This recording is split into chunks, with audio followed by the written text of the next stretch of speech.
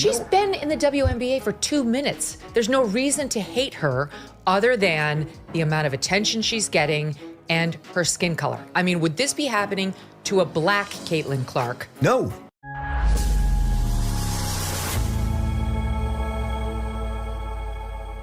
Most people think Caitlin Clark's biggest challenge in the WNBA is facing tough defenders. But that couldn't be further from the truth.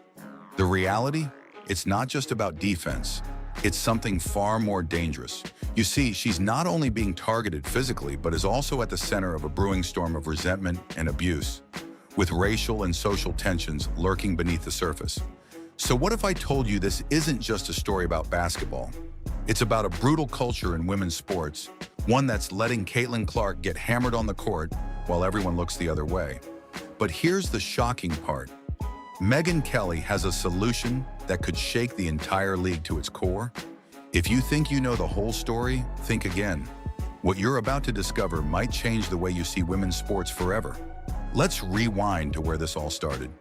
Caitlin Clark took the WNBA by storm, making highlight reels with her insane shooting range and game-changing plays. But as her fame grew, so did the drama. The moment that set off alarm bells, an incident against the Connecticut Sun. During a heated game, Dejanai Carrington allegedly scratched Clark's eye with her fingernails. Clark was left with a painful black eye, yet the whistle stayed silent. No foul was called. Therefore, it sparked questions about whether Clark is being treated unfairly. But Kelly's accusations went beyond missed calls. At the end, it seems pretty obvious to me, intentionally scratches Caitlin's eye with her long fingernails. She denies it was intentional, but watch, there it is. Hold on. So she goes for the ball, and then look, she points her hand down after the play, after the ball is past this player from the Sun. And it seems very clear she bends her fingers into Caitlin's eyes. There it is. She could pull her hand away. She didn't. And Caitlin had a black eye, and it was not called. She claimed there's a culture of targeting Clark, describing situations that sound more like a boxing match than basketball. It's resulted in physical alterations on the court that don't get called as fouls, that the girls then deny were intentional. And Caitlin Clark always takes the high road. She never, points the finger, but it happened again. Imagine elbows flying, deliberate collisions, and even players bumping into Clark during timeouts. The evidence piled up throughout the season. Therefore, some fans started asking if the league is protecting its star player or letting her get hammered to satisfy the undercurrents of resentment. But where does this resentment come from? Kelly thinks she knows. She points out that Clark's fame has made some players angry. After all, about 70% of WNBA players are black, and Kelly suggests that some believe a white player shouldn't steal the spotlight. Many black women inside the WNBA are resentful that this white woman came in and is getting all this attention. This isn't just speculation. Prominent voices have raised the issue, claiming that race and sexuality play a huge role in how attention is distributed in the league. People weren't going, Jake, because they were homophobic, racists. That's why the other girls resent Caitlin getting attention, because she's not black. Jamal Hill even stated outright that Clark benefits from white privilege and pretty privilege. I do think that there is a thing called pretty privilege. There is a thing called white privilege. There is a thing called tall privilege. And we have to acknowledge that. But I do think that she is more relatable to more people because she's white, because she's attractive. Therefore, these claims are pushing the league into an uncomfortable spotlight. She's from Iowa. This is a place that, while they certainly have a basketball tradition, they're not used to being on the national basketball map the way that she brought them onto the map. And that in itself gives it an underdog quality. She's from the Midwest, and a part that's not always talked about as being sexy and cool. And, so when you have somebody like, I think it was Travis Scott that showed up to her game in Iowa, like that's a huge sort of cultural marker for this entire phenomenon. And then you add, as I said, and I know a lot of people thought it was controversial, but I don't think it's controversial at all, is that, yes, you check all those boxes, and she's straight, and she's white. Yes, this all makes up for what is considered to be a marketing phenomenon for a lot of people. But does this resentment justify what's happening on the court? The footage doesn't lie. Clark has faced physical plays that seem way beyond normal defense. The black eye incident is just one example. There have been times when players deliberately collided with Clark during inbound passes. Imagine trying to shoot a three-pointer and getting hit with an elbow, or worse, getting tripped on purpose. Yet game after game, fouls go uncalled and Clark never complains. Why does Clark stay silent? Perhaps she knows speaking up could make things worse. But Kelly won't let it go. She believes Clark's case highlights a bigger issue in women's sports, a toxic environment where being tough isn't enough. You have to survive. But after a series of events where we've watched all season long and into the postseason, Caitlin Clark get abused and taken out. I mean, even during timeouts, people are intentionally walking into her, bumping into her, doing things mid-play and after the play. And if you don't know, Christine Brennan's so woke, I don't know how she ever sleeps. So this isn't exactly somebody coming from the Daily Wire or Fox News. So the fact that they're attacking her just shows you the WNBA continues to drop the ball on this whole issue. They got given the greatest gift of all time. Kelly's comments threw gasoline on an already simmering fire. Fans are divided. Some think Kelly is exaggerating, but the statistics say otherwise. Clark's games have an unusually high number of fouls that aren't called, leading to speculations that there's an unwritten rule to let her get beat up. But it gets deeper. It's not just about race. There's also a gender angle. Many black women inside the WNBA are resentful that this white woman came in and is getting all this attention. Nobody disputes that she's an amazing basketball player, but still they seem resentful and angry toward her. Clark's treatment exposes a contradiction in how women's sports are perceived. On one hand, the league wants to promote fierce competition. On the other, it's expected to protect players, especially rising stars like Clark. Therefore, this puts the WNBA in a difficult position. Are they doing enough to ensure fair play, or are they dropping the ball? Kelly thinks the answer is obvious. She called out the WNBA for failing to protect its biggest asset. But what about the other players? Are they really as resentful as Kelly claims? It's complicated. Some players have voiced their support for Clark, emphasizing that basketball is physical by nature. But others admit there's tension. The truth? It's hard to separate fair play from targeted aggression, especially when emotions run high. But let's address the elephant in the room: race. Critics argue that Clark's fame is a double-edged sword. She brings in massive ratings, transforming women's basketball into mainstream entertainment. Yet some believe this comes at the expense of black players who've been grinding for years without the same level of recognition. The numbers back this up. Clark's games are breaking viewership records, which, according to Kelly, is why the league should do more to protect her.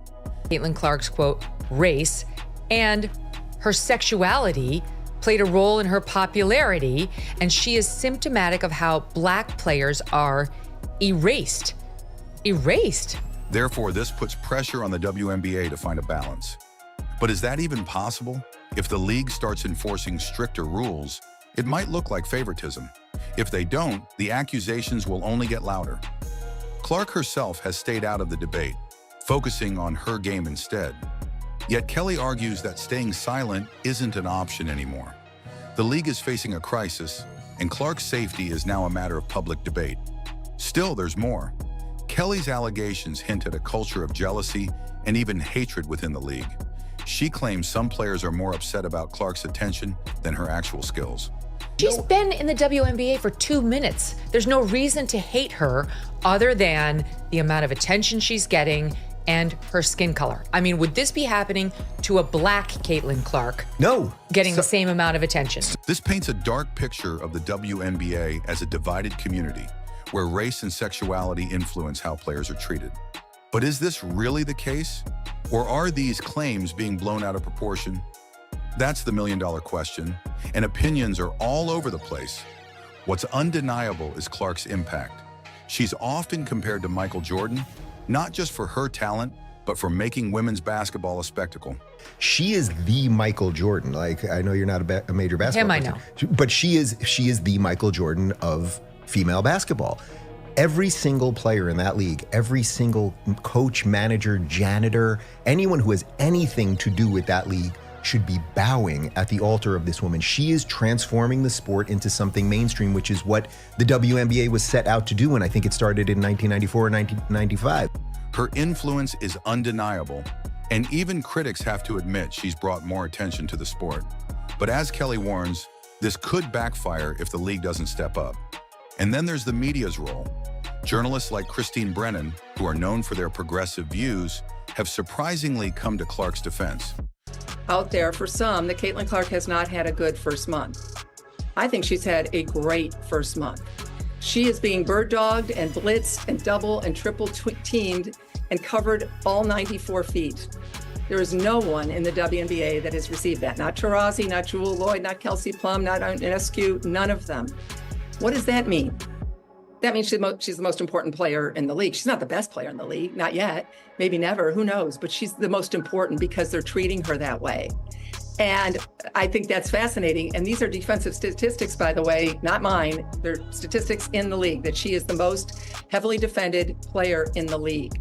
Not Taurasi, not any of them. So that tells me that people think she's the best, or that she's worthy of that. Not the best, but focus, whatever. She's the one you want to stop. And yet I saw her have 7 threes and score 30 against a really bad Washington team the other day in front of the biggest crowd, over 20,000 in 17 years in the WNBA. And then within a few hours, she was being told she wasn't on the team. Brennan argues that this isn't about race or sexuality, but about how the WNBA handles its star players. Therefore, this makes the debate even more complex. Are we witnessing a genuine failure of the league, or is this a manufactured controversy to sell headlines?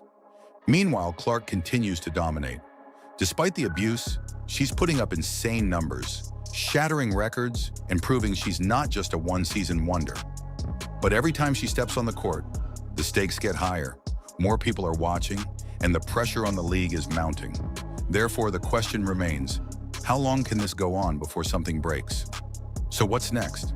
The WNBA is under a microscope, and changes might be coming. Kelly's explosive claims have forced the league to consider new policies, from stricter foul enforcement to better player protection. But here's the twist. Clark isn't backing down. She's made it clear she'll keep playing her game, no matter the hits she takes. Therefore, the league is at a crossroads. Will they act and risk accusations of favoritism, or do nothing and watch the drama escalate? Meanwhile, Clark's story is far from over. Her resilience could redefine the future of the sport, or it could all unravel in the most shocking way imaginable. Buckle up. The ride has only just begun, and the next chapter promises to be even more explosive. Let me tell y'all why y'all need to stop that. We're going to be honest on this show. Why? The fact of the matter is, stop comparing yourself to the NBA, because the NBA makes exponentially more. So because it was a combination of two things. Number one is the money that they make, and number two is the position that you're in from a collective bargaining perspective to ask yourself, how much credit do you deserve? Stephen A. Smith has made a career out of bold opinions, fiery debates, and going where no one else will. But this time, he went too far. While the media was already locked in on his feud with LeBron James, Stephen A. dropped a comment that sent shockwaves through both the NBA and WNBA. He suggested that Caitlin Clark, yes, that Caitlin Clark, might be benefiting from the same kind of media favoritism that's surrounding Bronny James. It was one sentence, one throwaway line, but it set off a chain reaction unlike anything we've seen. Suddenly, WNBA players were furious. Fans were flooding ESPN with outrage. Even Stephen A.'s own colleagues looked uncomfortable on air. And Caitlin, she didn't even have to respond. The sports world did it for her.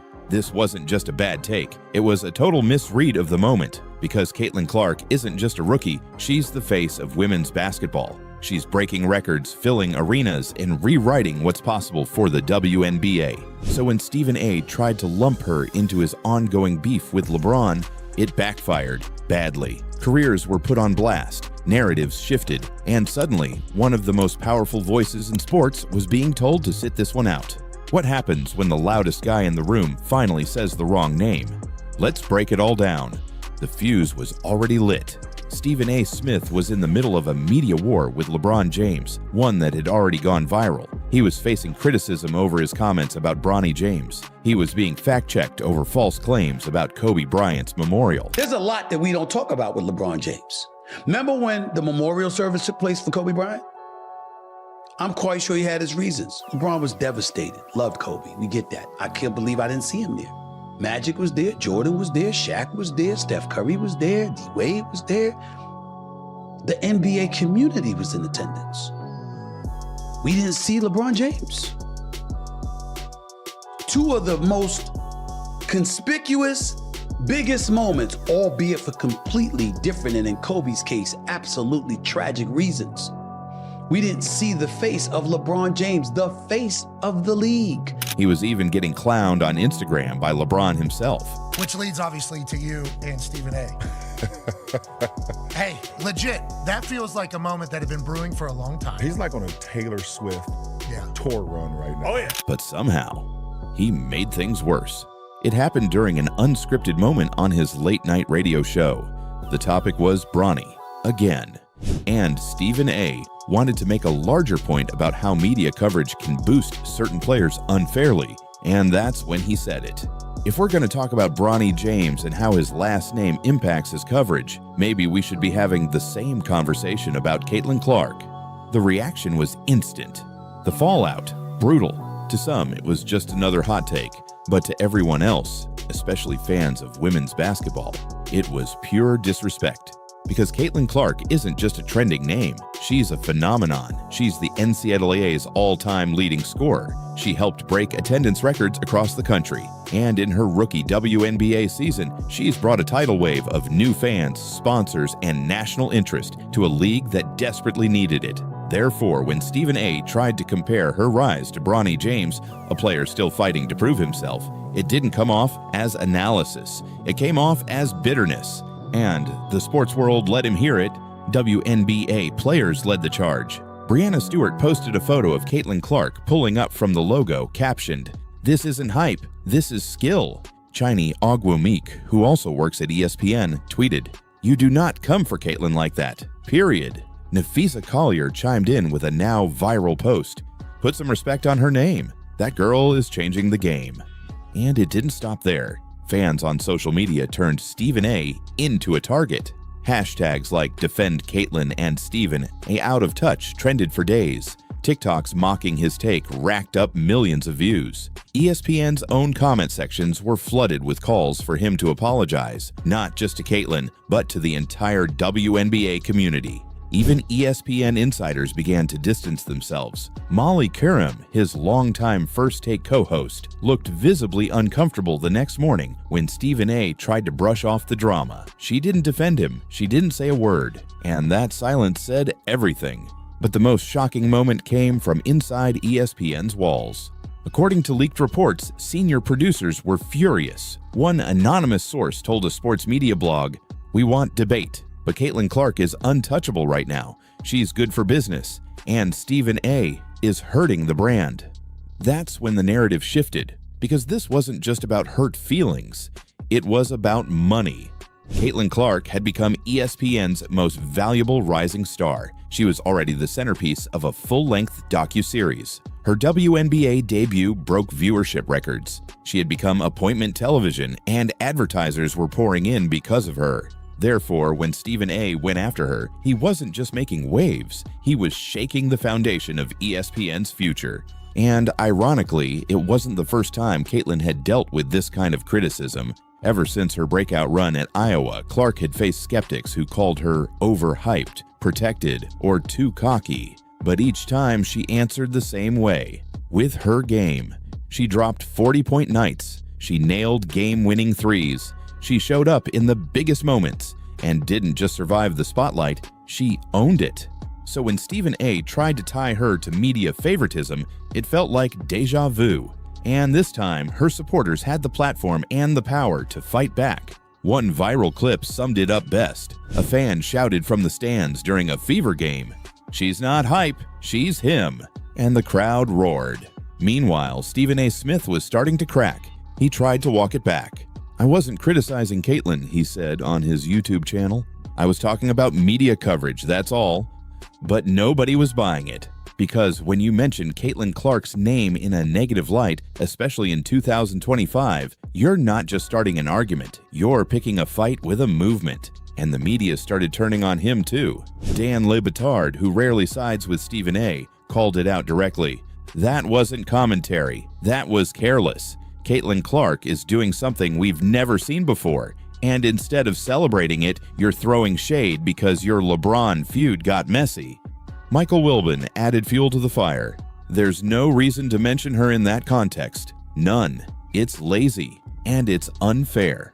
At that point, even Stephen A's signature move, yelling louder, stopped working. He tried to reframe the debate. He tried to spin the moment, but the damage was done. And Caitlin Clark? She never said a word. She let her supporters speak for her. She let her game speak for her.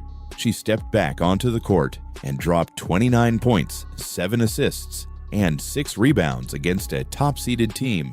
And the post-game coverage said it all. Stephen A talks, Caitlin Clark delivers. That headline ran on every major sports site, and it wasn't just a recap.